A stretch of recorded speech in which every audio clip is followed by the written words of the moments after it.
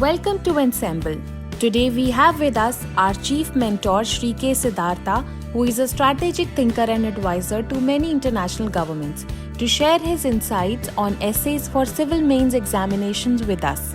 To begin with, first thing first, the topic that is technology as a silent factor in international relationship has to be understood. Now, basically it has to be comprehended because as per the requirement of the UPSC, what you have to do in any essay is you have to look for 7 components. First, whether you have been able to comprehend the topic or not, that's number 1. Second is whether you are able to organize all of this content in one place or not. The third is whether you are able to structure all of this information that you possess in it or not. The fourth is how is it that you can go on to sequence the whole of the topic, that is the flow of the language and the flow of the topic here. And of course that goes on to comprise the expression that you're going to use and how is it that you go on to forge links between the different type of paragraphs which go on to be changing the themes of it. And of course it is going to be associated with how is it that you can go on to conclude the topic here, and not only conclusion, how is it that you also introduce the topic here. Now, introduction and conclusion can go into very subjective and it can go into in variety of forms here. But we are talking about the very basics of it in this case here. That's why we talked about first thing first, technology as a silent factor in international relationship. Meaning that, is it that technology is a factor, or is it that how many factors are going to be in international relationship? The core area in this case that has to be answered is international relationship, and there are many factors. Technology is one of the silent factors.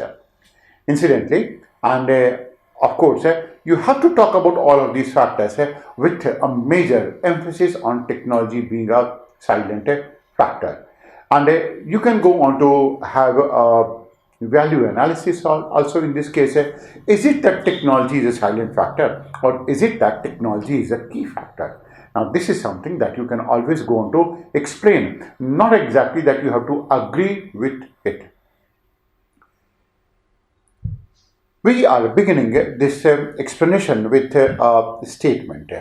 The statement is, there are no permanent friends in international politics. There are only permanent interests. That means there is no way that you can go on to have a friendship with any country. It's a friend today. It is going to be a foe tomorrow. It is unless there is going to be some type of an interest that is going to be served by having this relationship. There is absolutely no way that any relationship can go on to sustain. You can imagine that in 1971, the Americans sent a fleet in Indian Ocean to thwart India, to threaten India, and they were against India at that point of time. The same fleet, they now send it to India, for India, and to support India. And it has been only 50 years since then. So times go on to change fast as well in this case. Of course, 50 years is not a small amount of time, but then everyone concerned remembers this part. So always assume and always must go to know that international relations are going to be run by many factors. And what we're going to say is they are going to be run by factors which are going to be multitude of them. And that goes on to include one of them is going to be associated with the cultural ties. If you're going to be culturally close, you are of course going to be sharing a lot of bonding. For example, the transatlantic countries, they have cultural ties and they go on to be forging a very close relationship. One of the reasons why NATO exists is because of such type of a cultural tie. India and Nepal, despite having a very close cultural relationship, couldn't go on to make it. So this is no rule at all. But then, of course, when you are culturally close to each other, then you do go on to forge a very close relationship. The best example in this case is OIC, Organization of Islamic Countries. Of course, there is nothing called as Organization of Christian countries or Organization of Hindu countries. But then, that the common thread among all of these Islamic countries is culture itself. The second is perception towards the past and the present. Now, why is it that the perception goes into matter? you're going to pick up the perception of India and Pakistan. The perception of India and Pakistan towards their past is going to be completely different. For Pakistani, Nadir Shah was one who was a crusader of Islam. For Indians, most of these Indians, he was the one person who invaded India. For them, the hero is a Khilji. Why? Because he killed en masse Hindus in India and he converted all of those temples into masjid and so on and so forth, destroyed all the seats of learning as well. For Muslims, he is the same person who is going to be eulogized, who is going to be taken care of, and who is taken at the highest esteem of sorts. That is perception towards the past and the present as well. How is it that one goes on to see a situation? For example, Turkey goes on to see a situation in Kashmir as being completely different from whichever way maybe Brazil goes on to see it. So the perception towards the past and the present, both of them are different. The third is economic interest, and that incidentally is going to be really prime of sorts. That is, to what extent you can go on to economically benefit one country or not. We're going to give you a reason. That is, the largest producer of phosphate and one of the cheapest is also going to be Nauru, Republic of Nauru, that is going to be the smallest republic in the world. But can you imagine, India prefers to pick up this type of a phosphate from two countries, either from Australia, Peru, or from Morocco. Why? Because it goes on to see its relationship flowering with these two countries. It's not only economic interest, it's not going to be something that is going to be available at a very, very cheap rate. But then economic interests are always going to be significant, but more important in this case is going to be the strategic consideration. That is, with which countries India wants to forge a relationship that can go on to go for a good amount of time. That is strategic. Tactical, that means Quad. You can go to imagine that is going to be strategic as well as tactical. Tactical because it has been made essentially for the purpose of course we understand what exactly is the theme, but then the purpose is essentially to halt China and be against China. Of course, that is never going to be talked about in a very covert manner at all. Then the country is going to be talking about cooperation in various fields. How is it that they can go to cooperate in different type of fields? And if there is a sense of a cooperation that can go to be made, then of course the relationships can go to be closer. For example, India may have been inimical to Israel's stance some 20 years back with respect to Palestine and so on. But because they were able to make some type of a cooperation with each other in a variety of fields, including dry land farming, that's why they still used to be a good amount of a good friends as well in this case. And last is aura and other aspects. That is, we go on to value United States, of course, it's the superpower, that's an aura. And 1971 it was Soviet Union, which used to be having an aura. It can be the aura of a person as well. For example, at that point of a time when Dr. S. Radhakrishnan was sent to Soviet Union, that was Soviet Union, then Russia was Soviet Union, then they were so happy, and that was the aura of it. That was one factor that was responsible for bonding these two countries together in this case. So, having talked about it, that this is what exactly international relations go on to be, and that is how they go on to be made, we must go on to know about what actually goes on to go behind the scenes in running this type of relationship. One of the most important things is information about each other's motive and intent. Now, take an example. We have known that certain time back, it was the Russians which occupied Afghanistan. And Pakistan was given the task by United States to teach, that is to teach or to give talim to some of these Muslims and let them take back to some place like that of medieval kingdom. Pakistani did it. And they were the one who were instrumental in forming what we're going to be calling as Taliban, which is based on talim, which is based on so-called education. Now thereafter, Pakistani's intent went on to become different. They started having a double dealing with the United States. While they were talking about taking care of American interests, they also started motivating these people. They also started instigating these people, and they started creating an army of their own in that region through this type of an ideology, by way of which they will always be in a position to blackmail United States. Now, it was this information that permeated the United States that is sometime later on, and it was not very immediate. Consequently, this goes on to form one of the best forms of relationship. The day United States came to know about the double game of Pakistanis, then of course they had to distance themselves. They still kept on helping them, but then since then, the moment they came to know that Pakistan cannot be relied, they moved away from it. And of course, strategic reasons, they couldn't have moved away completely, but then that was one of the ways. Second is surveillance and espionage to certain if everything is right or wrong. In order to build a relationship, in order to force this relationship, what most of these countries going to do is that they do go on to take information about each other's capabilities, each other's intent, each other's motives. And of course, that is going to be done through technology. Then emerging areas of cooperation, which are the areas which can go on to see certain type of cooperation in this case. Now, when we're going to be talking about emerging areas of cooperation, we are essentially talking about areas of economic cooperation, areas of defense cooperation, and if two countries happen to know, that is, they can go to cooperate with the help of technology or any other aspect, then they will definitely come together.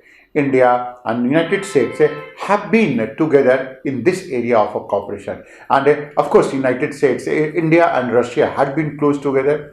You will going to find that we have not been able to force such type of a relationship with the Chinese. I mean, there is no cooperation of sorts. There was no cooperation some time back as well. It was only that Chinese were selling, Indians were buying it. Chinese were selling and Indians were buying it, and that was the relationship. The fourth is the potential for destruction and the ability to harm the country. You will always go on to value a country which has a potential to harm you, largely not because of any reason. India cannot go on to be very, very vocal against China, largely because it knows that Chinese have an intent and also the potential to harm India. Not in one way, in many ways completely. And when they are intent and hell bent on harming, when they are hell bent on fighting a war of sorts, then who can go to help that part? So, if there is a potential for destruction and the ability to harm the country, you always going to keep a distance, but you do not going to take a complete enmity from that country in complete toto of sorts. Then ability to aid growth and future. When we are going to be talking about growth and future, India and United States are a classic example in this case, ability to aid growth and future. There are so many things that are going to be common between India and United States. One is democracy, another is the manpower, another is the market, still another is the strategic consideration, still another is United States goes on to see India will be in a position to halt the growth of China as a superpower. Still another, India and Americans go on to think, both of them go on to think alike on many fronts, including education, including reform, including a capitalistic method, and so on and so forth. They know that both of them, as they are going to be together, they will both go on to help each other in their growth and future. Then ability to aid rescue in this case as well. Now, ability to aid rescue, that means ability to come to countries a problem and trying to solve this problem has been a very significant component. You will go to imagine that some time back, if anything used to happen to the South Indian Ocean countries like Mozambique, like a good number of countries, Tanzania, they used to be looking for the United States. Then came China, and now they don't look to any other country at all. They are looking to India. So last time when there was a cyclonic activity that took place, and Mozambique was going to be badly affected because of the cyclonic activity, what India did was that India came to the rescue, and Mozambique people were expecting that China will not come, India will going to come to their rescue. Now this is the type of faith and trust that they're going to have.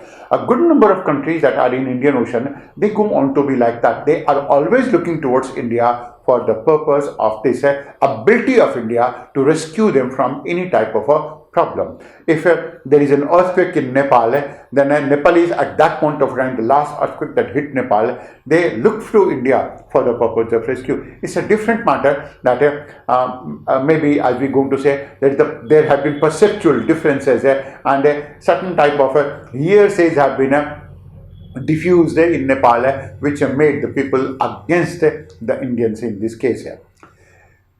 So, in all of these cases, you will go on to find that it is going to be technology. It is technology that goes on to help you to rescue. It is technology that goes on to help you to go for growth and future as well.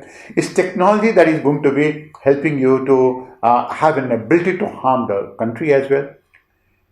Technology, that is applied science, it acts as a tool and as a power equation in this case.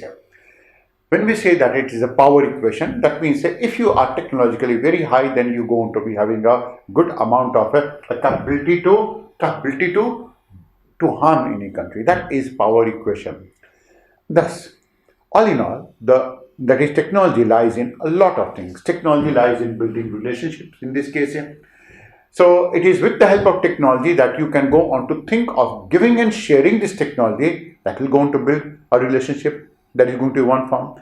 That is, technology is going to be used for the purpose of threatening other countries as well. China has been doing it in so many ways also.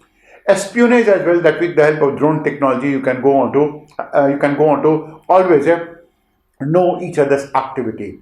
Now this is something that Americans used to be doing it in almost every part of the world for a good amount of time, and now India is capable of it. India is capable of having a surveillance and India is capable of peeping into some of these countries' affairs as well from sky with the network of satellites that it goes on to have. Technology goes on to help you in economic cooperation. We have been helping good number of countries in establishment of certain things like ports. We have helped Iran to that extent. Port making is not going to be an easy job at all. We can go to help each other country in terms of establishment of a steel plant as well. India was helped in establishment of a steel plant by Russia, by Britain, by Germany at one point of a time. That was economic cooperation. And technology also goes on to help you in letting you know whether the relationships are worth taking forward or not, or that you should go to leave it in a cold storage of sorts. For example, maybe that India knows that now technology, that is relationship with Pakistan, are not worth taking forward at all, largely because the amount of hatred that the Pakistanis have instilled in the younger crops in Pakistan and overall people, that means they are not going to be in any mood at any point of a time. It is only this hatred that runs the whole of Pakistan. The only point of a way in which Pakistan is able to govern itself is by forging this hatred, is by spreading this hatred and by diffusing this hatred. Technology also means digital diplomacy. To what extent is it that two countries can go on to come close to each other digitally? And we are in the fourth industrial revolution. That is, digital is the age in which we are living it right now. That is the digital diplomacy and pandemic management diplomacy as well. What we say, that is whether we can go on to produce anything called as a vaccine or not, whether we can go on to manage those countries' people or not, whether we can go on to help those countries tide over the crisis of pandemic or not. You can imagine that Brazil has asked India to supply it with 2 million vaccines. Now, this is going to be diplomacy. India played a similar type of a diplomacy also with the United States in supplying some type of medicines. And not only United States, also with Malaysia in trying to give some type of medicines to those people, which was going to be helpful, of course, which was responsible for treating malaria, but then it came to be known in that manner, in a different way altogether. So that has been pandemic management diplomacy all in all. So in Indian case, technology can enable you to help other countries in a variety of ways, and that is going to be the reach of India's soft power. That has actually been India's soft power reach as well. Now, having talked about it, technology can go on to have a lot of aspects. For example, technology can go on to determine how technology can go on to determine international relationships and how it is determining it so. Technology is not only a silent factor, but a key factor in determining international relations. In the past, it was territory usurping that used to be a form of a warfare. That means one country used to usurp another country's territory, and that was warfare. And you know how many territories of India, not only India, Tibet, and also Manchuria, and also Yunnan had been usurped by the Chinese. Of course, that is the reason that they have a huge amount of territory. If you go to take a look at the map of China pre-1940s and post 1940, you will come to know the difference. That is, China was such a small country and now it has gone to become a big country by taking someone's territory. But right now, the war is not going to be for territory. The war is going to be for technology, and that too cutting edge technology, because we have become a consumerist society. That means our entire lifestyle is going to be based on consumerism. What we consume, how is it that we are going to consume it, that is what it is going to be based on. Technology is the new power right now, and technology is the new bargaining mode as well. If you have technology, you can go on to always use it in one or the other ways. And why is it that we're going to be saying it? Technology is the new power, it is going to be a new bargaining mode. This is largely because if you have technology, you have a strengthened bargaining power, and it is this power that allows the country to be practicing. It is this power that allows a country to be practicing whatever it practices. So it can go to practice bullying. Now you know that the Chinese people have a certain degree of a technological advantage, and they are always resorting to bullying. They are always resorting to aggression. And not only that, if India never had this type of technology, how is it that India would have been in any position to defend itself? India would have not known that the Chinese have transgressed to such an extent in Ladakh region, and that the intent of the Chinese happened to be different. What they're going to say, what they're going to do is going to be a completely different ball game altogether. So when you're going to be talking about bullying, when you're going to talk about aggression, defense as well as cooperation, you do it through variety of type of technologies, and that is going to be done through different type of technologies.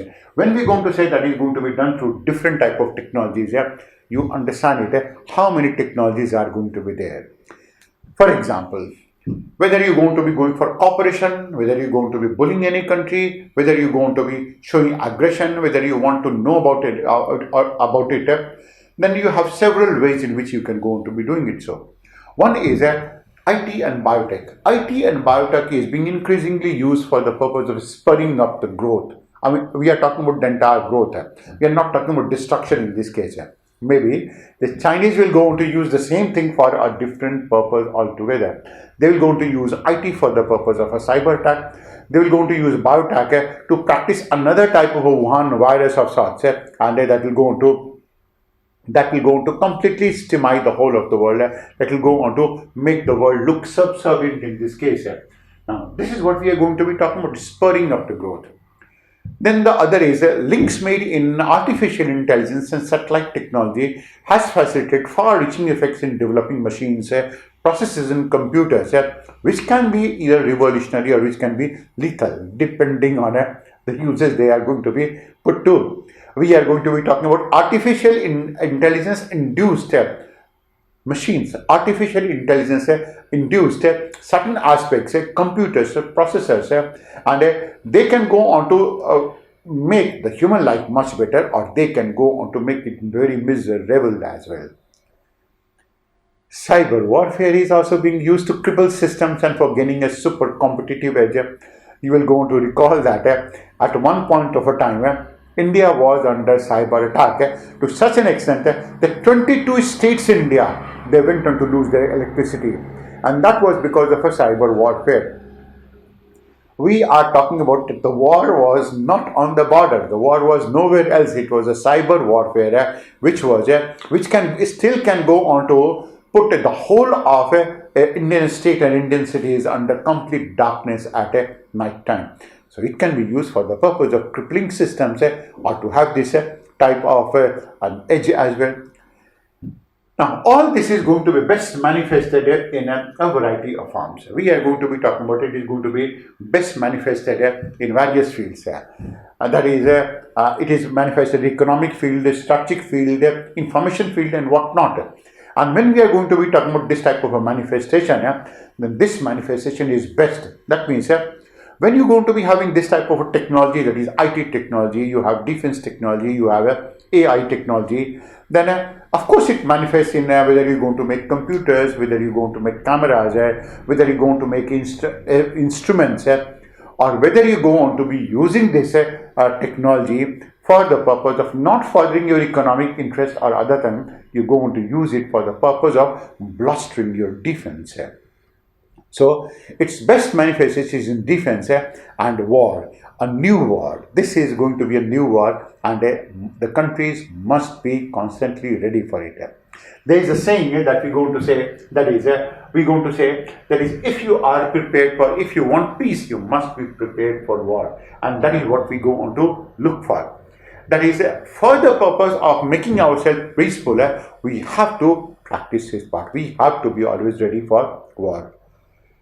War preparedness and defense, along with an ability to act, determines the balancing of the relationship now. It was always so. It was always so, and it has always been so. It is war preparedness and defense, along with an ability that you can go to make other countries subservient. You know that other country can go on to be beaten to pulp. Only then the other countries will go on to understand your language of peace, otherwise not. This is what used to be done by the Chola kingdom in the past. One of these kingdoms that has the record of running his kingdom for the largest number of years. Can you imagine? 2000 years. Although this was never taught in your schools, largely because you know that is why is it that history has been distorted by the previous regime, and because they were not nationalist of sorts. So understand that part. There is no war that is going to be fought on the ground at all. War has taken a completely different form right now. War has taken a variety of forms, and that is not always going to be something like a tug of a war on the ground. It is satellite war. You have to have an anti-satellite weapon with the help of which you can destroy other satellite. It is going to be one of these. And when you're going to be having satellite weapons and satellites which are capable of disrupting another country's network, another country's defense, another country's economy, then you can imagine what can happen. You can't go on to have this look, the one that you're taking a look at it through your YouTube or whatever, then you can't have it. You can't go on to book your airlines ticket. You can't go on to do anything at all right now. You can't go to shop as well. Then there are going to be disruption wars. Now the disruption war can go on to be in two ways. One of them can be by making the price of any product very, very low, so much low that your country's own products do not go on to be having an ability to compete with other countries' products also. That is a disruption war. The other country is responsible for disrupting your economic scenario. It can go on to be an information war. Information war is you can go to spread certain type of a false news, and you will go to imagine that this is what has happened in India. It has happened once with respect to CAA. Anti-CAA protest was completely driven by information war. The farmers' protest is going to be driven by information war. And of course, it goes on to couple with perception war. That you're going to change the perception of the people, that they start thinking right is wrong and wrong is right. That is another part associated with it.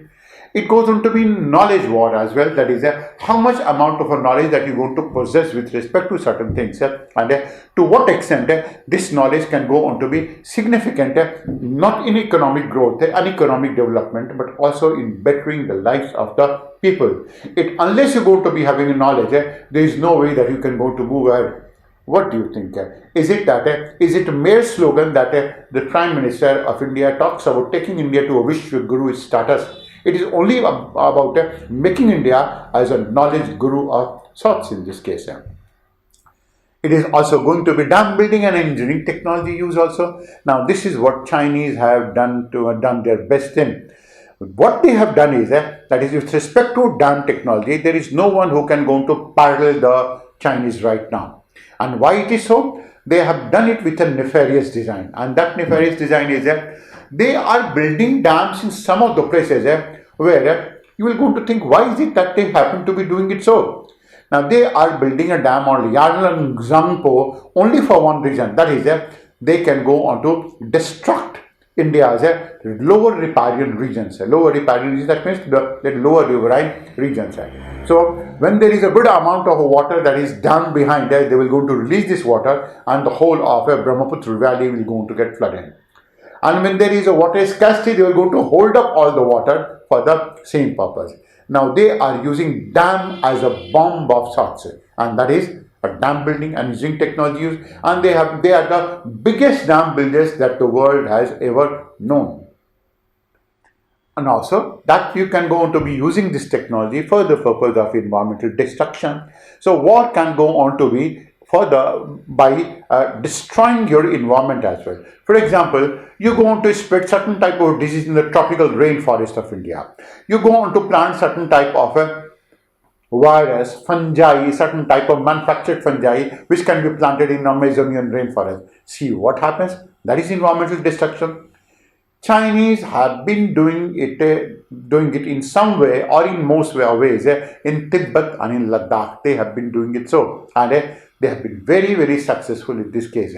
And Chinese are intent to be doing it so also in a good place in India as well. What they can go to do is that, and a simple example of environmental destruction can go on to be killing all of those tigers. Now when you go on to be killing tigers, then there will be sudden proliferation of all the herbivores. That means grass eating animals.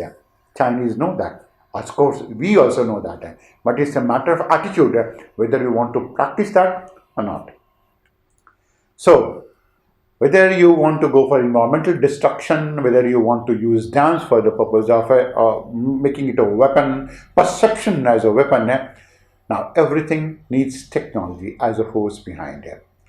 And the Chinese have been able to do so, and whatever they have done is that is, you're going to know that much better, that is whatever they have done till now. You will imagine that the race to become the most powerful country in the world between the United States and China banks on bridging this technology gap. That means Chinese have certain type of a technology gap with the United States, and their main aim is somehow bridge this technology gap. The day they are able to bridge this technology gap with the United States, then the world will not going to be a peaceful place at all. They will going to start subjugating maybe a lot of countries that are going to be under the influence of Americans as well. It is not about anything else. It is about technology. Technology is what will be worshipped now, or now in international relations, and technology is going to be the world power.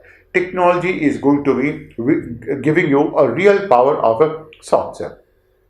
Technology will go on to give you a true power of sorts in this case. And that's the reason that it is this power that will be worshipped, as we can go on to say it so, and that's in Hindi.